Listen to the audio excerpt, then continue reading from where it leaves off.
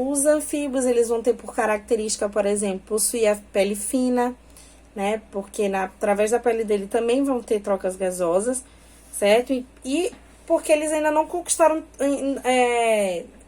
evolutivamente falando, eles não conquistaram o ambiente terrestre por completo, né? Já os répteis, eles já são o primeiro grupo que vai conquistar o ambiente terrestre por completo. Então, por isso eles vão ter a pele mais grossa, né? Então, e uma característica importante é que os ovos desses animais, eles vão ser mais rígidos, porque eles não vão mais ficar na água, né? Então, eles vão ser mais rígidos para poder suportar o ambiente, né? Em que eles vão estar. Faz parte dos répteis, os crocodilianos, que vão estar crocodilos, jacarés, os escamados, que vão estar as cobras, e os quelônios, que vão estar as tartarugas, né? Tartarugas, cágados. As aves, eles são um grupo bastante diverso. Todos esses animais, eles são bastante diversos, principalmente no nosso país, porque o nosso país ele tem uma biodiversidade muito grande. E a característica desses animais é que eles conseguiram conquistar o ambiente, conquistar a parte aérea, né? Então, eles conseguem voar, eles têm a capacidade de voar. E aí, eu falei pra vocês várias características que fizeram com que esses animais, eles tivessem essa capacidade de voar. Não é simplesmente obter asas, né? Mas eles têm, por exemplo, os ossos ocos, porque para esses ossos eles serem mais leves e eles conseguirem voar, eles vão ter a bexiga menor, então eles fazem xixi com mais frequência do que os outros animais. Para quê? Para que a bexiga ela não fique cheia e não pese, né, nesses animais, além das penas, além dos bicos, formato aerodinâmico, certo? Existem inúmeras aves no mundo, né? E aí eu falei sobre os tipos de bicos também, que o bico ele tá relacionado à alimentação desses animais. Por exemplo, o beija-flor ele se alimenta do néctar das plantas, então ele vai ter o bico mais fininho, né? Já a águia, por exemplo, que é uma ave carnívora, ela vai ter o bico mais próprio para poder rasgar a carne, né?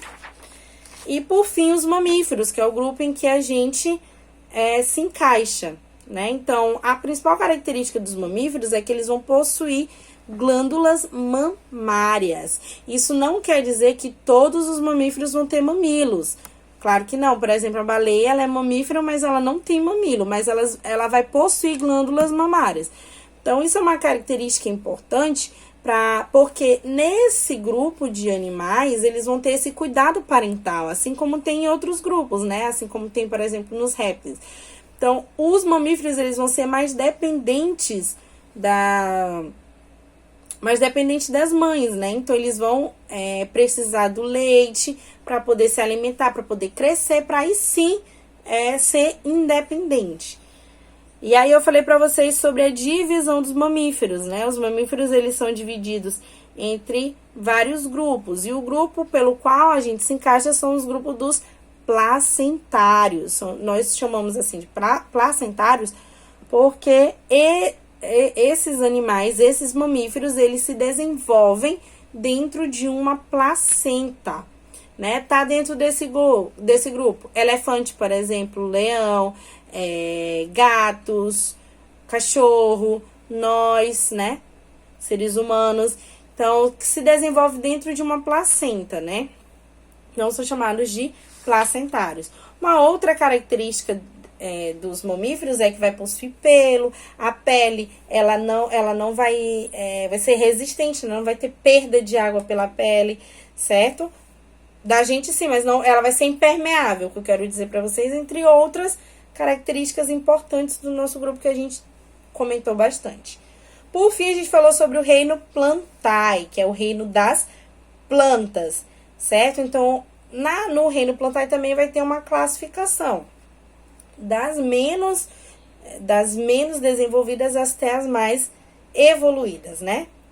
Então, a menos evoluídas são as briófitas, porque elas são pequenas, elas não vão ter tecidos verdadeiros, elas não vão ter, por exemplo, xilema e floema, elas não vão ter elas vão ter pequeno poste, vão ser através das células que os nutrientes vão ser passados, certo? Tanto nutriente quanto água.